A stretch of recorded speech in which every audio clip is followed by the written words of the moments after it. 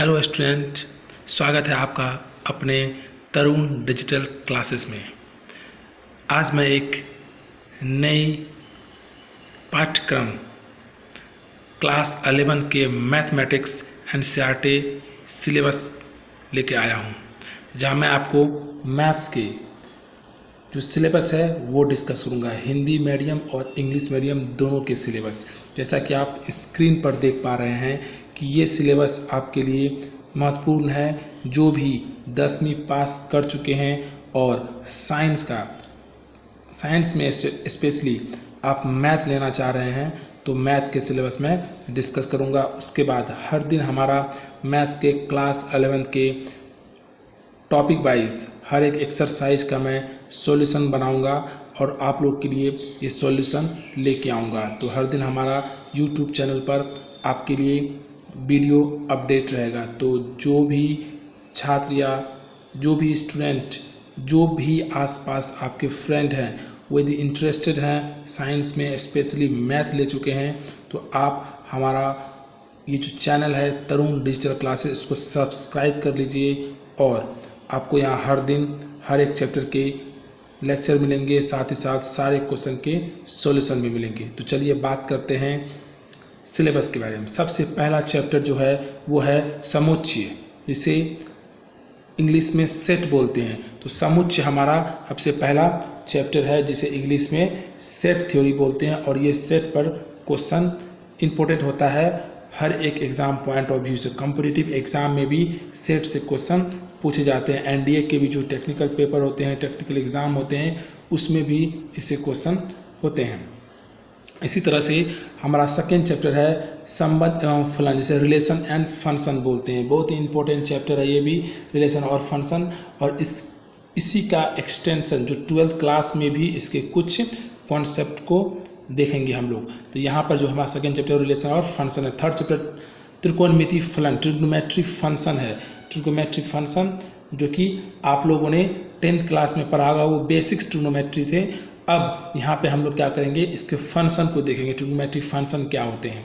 Fourth chapter है गणितीय आगमन का सिद्धांत, मतलब प्रिंसिपल ऑफ मैथमेटिक इंडक्शन। ठीक है, तो ये हमारा फोर्थ चैप्टर होगा। फिफ्थ चैप्टर होगा आपका complex number and quadratic equation. इसे ध्यान रखना है, कॉम्प्लेक्स नंबर और क्वाड्रेटिक इक्वेशन हमारा जो होगा वो फिफ्थ चैप्टर होगा। बहुत इंपॉर्टेंट है एग्ज़ाम पॉइंट ऑफ व्यू से भी। आप चाहे जेईई के एग्ज़ाम दीजिए, एनडीए के एग्ज़ाम दीजिए, कोई भी कॉम्पिटिटिव हायर लेवल के एग्ज़ाम दीजिएगा, तो वहाँ पे आपको ये चैप्टर इंपॉर्टेंट है, ये सारे चैप्टर महत्वपूर्ण है। तो सिक्स चैप्टर है हमारा लीनियर इक्वलिटी, लीनियर इनइक्वलिटी, जिसे हम रेखीय असीमिकाएँ भी बोलते हैं। यहाँ पर बेसिकली क्या होता है, हम लोगों ने अब तक जो पढ़ा है 10th क्लास में, वो ये पढ़ा है कि एक इक्वेशन इक्वल टू में होता था, लेकिन यहाँ पे जो इक्वेशन बनेंगे वो इनइक्वलिटी में होंगे, मतलब ग्रेटर देन या लेस देन, क्या क्या प्रोसेस है, उसको कैसे सॉल्व करते हैं, वो सारे कॉन्सेप्ट हम लोग 6 चैप्टर में देखेंगे। 7 चैप्टर हमारा क्रमचय और संचय, मतलब परमुटेशन और कॉम्बिनेशन।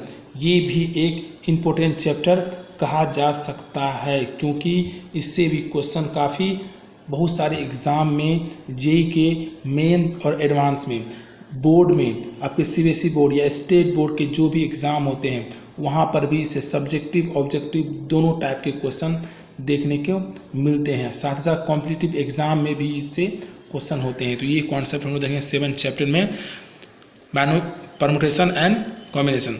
8th चैप्टर है हमारा, 8th चैप्टर आप देख सकते हैं, 8th चैप्टर है वो है बायनोमियल थ्योरम, जिसे बोलते हैं द्रव्यपद प्रमेय, जिसे कि हम लोग बायनोमियल इक्वेशन के नाम से जानते हैं। जैसा कि इसमें जो हम लोग कॉन्सेप्ट पढ़ने वाले हैं वो ये पढ़ने वाले हैं कि आपने a+b का होल स्क्वायर सुना होगा या जानते भी होंगे आप, ठीक है। लेकिन आपको a+b के पावर में कोई हायर नंबर दे दे, पावर एक्सपोनेंट पे कोई बड़ा सा नंबर, जैसे a+b का होल पावर 6, तो इसके फॉर्मूले कैसे होंगे, इसे किसे डिराइव करना है, इसके क्या कॉन्सेप्ट हैं, क्या कोफिशिएंट होते हैं, वो सब हम चैप्टर 8 में देखेंगे। इसी तरह से 9 चैप्टर है सीक्वेंस एंड सीरीज। आपने एपी पढ़ा होगा, 10th क्लास में। तो यहाँ जीपी और एचपी की बात होगी, ठीक है। तो ये है हमारा 9th चैप्टर, जहाँ की अनुक्रम अथवा श्रेणी के बारे में हम लोग जानेंगे 9th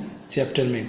उसी तरह से 10th में सरल रेखा है, स्ट्रेट लाइन। स्ट्रेट लाइन का अभी तक हम लोगों ने इक्वेशन सॉल्व किया था, एक्स और वाई का वैल्यू सॉल्व किया था या एक्स का वैल्यू सॉल्व किया था 10 तक। लेकिन यहाँ पे हम लोग लाइंस के इक्वेशन को देखेंगे, स्ट्रेट लाइन क्या होते हैं, उसके इक्वेशन कैसे बनते हैं, वो एक्सिस पर किस तरह से नेगेटिव स्लोप और पॉजिटिव स्लोप बनाते हैं। तो चैप्टर नंबर 10th में हम ये देखेंगे। और चैप्टर नंबर 11th है हमारा है कॉनिक सेक्शन।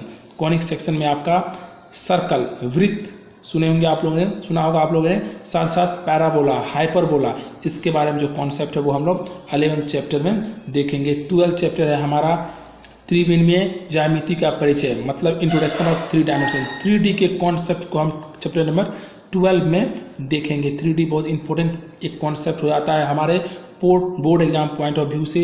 जेई के जो मेन एग्जाम होते हैं वो एडवांस होते हैं वो, और जो एनडीए के टेक्निकल एग्जाम, टेक्निकल ऑफिसर के जो एग्जाम होते हैं वो, तो काफ़ी इंपॉर्टेंट चैप्टर माना जाता है 12th चैप्टर।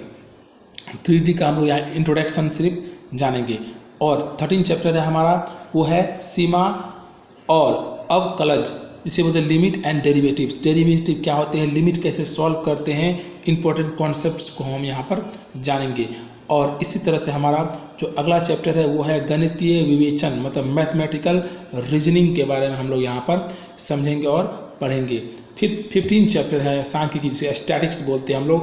और स्टैटिक्स आप लोग सुना भी होगा, बहुत सारे जगह स्टैटिक्स का यूज भी हो रहा है आज के डेट में। एक अलग से ही इसका एक कोर्स भी होता है स्टैटिक्स के। तो यहाँ पर हम जानेंगे वेरिएशन क्या होते हैं, स्टैटिक्स कैसे सॉल्व करते हैं, उसके क्वेश्चन कैसे बनते हैं, वो सब हम लोग 15th चैप्टर में देखेंगे। और 16th चैप्टर वो है प्रायिकता। ये चैप्टर आपने 8th क्लास में पढ़ा होगा, 9th में भी पढ़ा होगा, 10th में भी पढ़ा होगा। और उसी तरह से ये 11th में भी है, इसे बोलते हैं प्रोबेबिलिटी। और इसका यूज काफ़ी जगह आजकल होने लगा है, इंजीनियरिंग से लेकर के हायर मैथमेटिक्स तक इसमें काफ़ी इसका यूज है। साथ से कॉम्पिटिटिव एग्ज़ाम में भी प्रोबेबिलिटी से क्वेश्चन बहुत ज़्यादा होते हैं। जेई मेंस, टेक्निकल, एनडीए हो या किसी भी तरह का हायर एग्ज़ाम यदि मैथ्स के रिगार्डिंग होता है तो ये चैप्टर काफ़ी इम्पोर्टेंट माना जाता है। तो ये चैप्टर भी हम लोग, तो टोटल 16 चैप्टर है हमारे क्लास 11th में मैथ एनसीईआरटी के। और मैं आपको एक बार बता दूं, एनसीईआरटी बहुत ही इम्पोर्टेंट आपका एक बुक कहा जा सकता है, क्योंकि इसके जो कंटेंट होते हैं वो काफ़ी फिल्टर्ड होते हैं। और इसे जो लिखा जाता है, काफ़ी इसके जो कमिटी के मेंबर होते हैं, आप कभी देखिएगा इनके फर्स्ट पेज एनसीईआरटी बुक के, तो काफ़ी जो इसके मेंबर होते हैं वो काफ़ी संशोधन के बाद, काफ़ी आकलन के बाद इस बुक को, एनसीईआरटी के हर बुक को तैयार किया जाता है। तो एनसीईआरटी बहुत इंपॉर्टेंट बुक होता है। यदि आपने यहाँ पर सारा कॉन्सेप्ट सीख लिया तो आपको किसी भी तरह का एग्ज़ाम क्लियर करने में या किसी भी प्रकार का कॉन्सेप्ट आपसे नहीं छूटेगा, यदि आपने सारे कॉन्सेप्ट यहाँ अच्छे से पढ़े हैं तो तब तक के लिए मैं आपसे विदा लेता हूँ। अपने दोस्तों, अपने रिश्तेदारों और जो भी 11th क्लास में मैथ लिए हैं उनके साथ ये सिलेबस ज़रूर शेयर कीजिए। साथ ही साथ मैं क्लास 11 का हर एक टॉपिक को डिस्कस करूंगा, चैप्टर वाइज आपको हर एक क्वेश्चन का सॉल्यूशन दूंगा मैं आपके इसी यूट्यूब चैनल तरुण डिजिटल क्लासेस में। तब तक के लिए गुड बाय, टेक केयर।